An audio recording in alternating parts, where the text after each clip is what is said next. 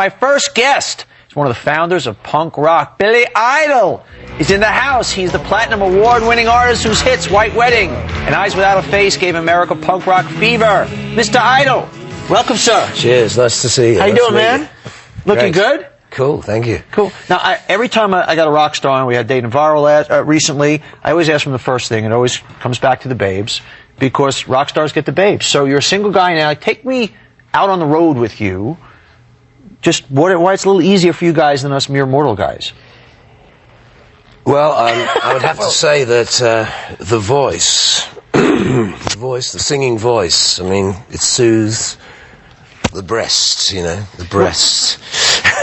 Look, Raffy's not getting breast. Savage breast. The savage beast, no, the savage breast. Savage breast. So anyway, yeah, I think it's got a lot to do with it. All girls at the end of the day want the rebel guy, and you guys are the embodiment. You're the Marlboro. You guys are the embodiment of the rebel guy. That's right, but I'm the rebel guy who can sing in her ear. Okay. Can croon in her ear softly and, hey baby, yeah. I like that. I want to, punk rock came out, and you were one of the guys in the mid-'70s, which I could argue was a response. Young people rebelling. We had just come off of Watergate and a very suppressed era. Now we're in a very suppressed era in this country with a very kind of, uptight administration. And what is the next punk? What is the next articulation of it? Because it really feels right now is ready for something to explode. Well, it usually takes the situation to get a little bit more into a pressure cooker. We're pretty there, man. We're pretty pressure cookered out. Well, I know that, but, for instance, in England in the mid-'70s, the big thing was that nobody could get work. Yeah. And you just couldn't get a job, whether you were a college graduate or a garbage man. So it meant, what are we going to do with our lives? There was no future. You really believed that. And so you had to create a future, and so we said, well, I love music, or whatever you like. I love art, or whatever you did. Let's go do that. Yeah. F 'em. F 'em. Well, that was the articulation of it. F 'em was basically what I was saying. And then it became like an anger thing, too, because you're sort of angry at the fact that it's your youth and there's nothing for you. And I think America that caught up in the 90s a bit, and obviously we're in a war and stuff now, so I would imagine that it's going to be bubbling over right now. I would think there'd be some new form of punk coming along. I would have thought some new way of doing it, or some new way of screaming at the powers that be. Isn't rap really for an articulation of that? It just seems like at the moment they're mainly singing sex songs. Yeah. Since Public Enemy and people like that stopped, it's mainly about in the club, Yeah. Well, which isn't quite the same as, I don't know, what the Clash were doing, or even what Green Day's trying to do. I mean, but I expect there are heavy rap, political things. They were certainly more like that in the 80s and 90s, I thought. Yeah, it seems to be just a little gratuitous right now. It's gone a lot, it's gone very light. But Billy, we do a special thing on The Big Idea called Celebrity Rant, where we like to throw things out when we get big names in the house, just things that are going on in the news. I want you to react to them and whatnot, and no holds barred. First off, this goofy show American Idol, Simon Cowell, fellow Brit. What do we say about this thug?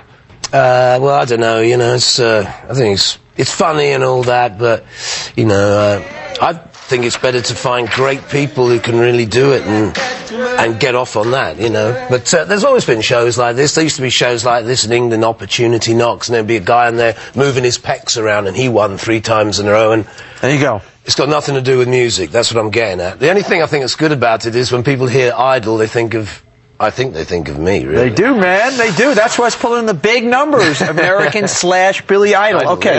Yeah. Our good friend Donald Trump just got married to this beautiful actress Melania, and Melania just kind of came out today and said that she wears the pants in the family. I want to hear, because we talked about women earlier, women wearing pants and dominating men in relationships. Any thoughts on that? Ooh. Ooh. Can I wear the female underwear, then? Really? I would have thought the best thing is that we're all wearing nothing. Let's all wear nothing, madam. Get your trousers off. Get him having some fun. And maybe we'll stop firing everybody.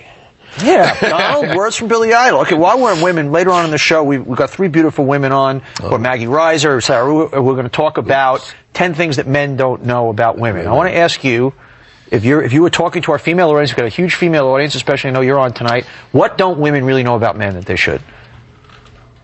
Oh, well, they don't know about us. Yeah.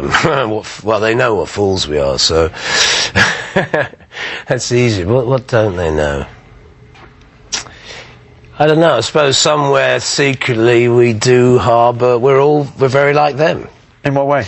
Well, that really we harbour all the same things. We want love, we want attention, we want to be thought of as the top person, we want to wear their clothes. We want right. to be called and told, I love you, yeah. That is true. You know what's interesting? And through ex-girlfriends, even with my wife, I go through this a lot, that, like, send me flowers once in a while. You know, we need the encouragement. No we one need sends me anything. Nada. Okay, fist fight.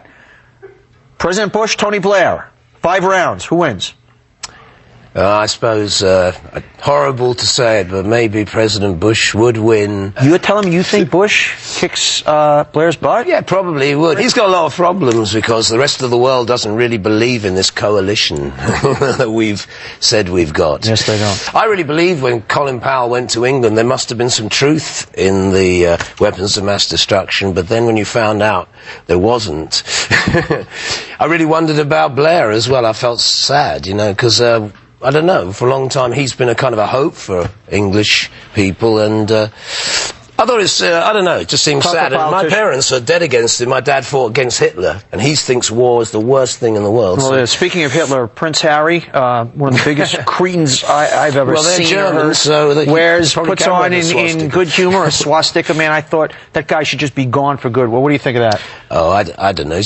He's a kid. Oh, come on. What? He's 20 years old. I hate that argument. He's 20 years old. Just a kid. He's not 5. Well, people, you know, millions and millions of people died. What do you mean just a kid? He's 20. Well, we were punk rockers. We wore the swastika like the Hells Angels, just to say that. Well, no, I got a big problem with that, man. That's years ago. I mean, that was when I was 18 or something. I got a big problem with that. We'll be right back. Well, I know you have, right? yeah. I'm not saying do that now. Look, I just want to make a statement. I just want to say that what I was saying about the swastika, we would never wear that. I never wore that after I was 21 or something. We found out how terrible the sign of the swastika was. We didn't realise. We were young kids, and all we wanted to do was piss off the people who fought in the war, who were teaching us, and then we found out how terrible it was, and we never used it again. I can tell you, it's one of the most worst symbols in the world. I would never tell anybody to wear it, and I wouldn't have even said that just now if I wasn't relaxed with you. Sure. No, and I'm not sure, but so. So I'd say do not wear the swastika. I hate the swastika. Billy, but even at 18, it's a mistake. Even at 16. I know, it's a total mistake. So it's not. I don't think you can let him or yourself off the hook. I'm not letting myself off the hook. I'm just saying I found out, and it was a mistake. Yeah, it was a punk rock thing. You know, we were doing. But you need to say, in order to get off, you need to say it was a mistake. Oh, it's totally a mistake. I said it's the most hateful symbol in the world. I hate it. My father fought Hitler. Why would I? You're right. You know, my dad nearly died, and his 2 brothers nearly died fighting that son of a so-and-so, so, you know. Good. Okay, I appreciate the apology. Yeah, I really mean that. I'm not anti-anybody. I'm a lover, not a fighter. Okay, tell me about the CD. Yeah, it's really good fun, The Devil's Playground. It's more playground than devils, I think, really, but we had a great time. We've had a really great time. I think we've really put an album together that I think it is as good as, or nearly as good as, Rebel Yell. I think for a lot of people it's a great rock and roll follow-up. Billy Idol, the new CD, Devil's Playground, out March 22nd. I'm sure it's going to be a big hit. Thanks for coming. All right, Magic, thank you. You got Cheers, it, man. Cool. Next up, actor James Woods, and later funny man John Leguizamo. And still ahead, our big conversation about the 10 things men don't know about women. I could use that help. It's a nice day to start again.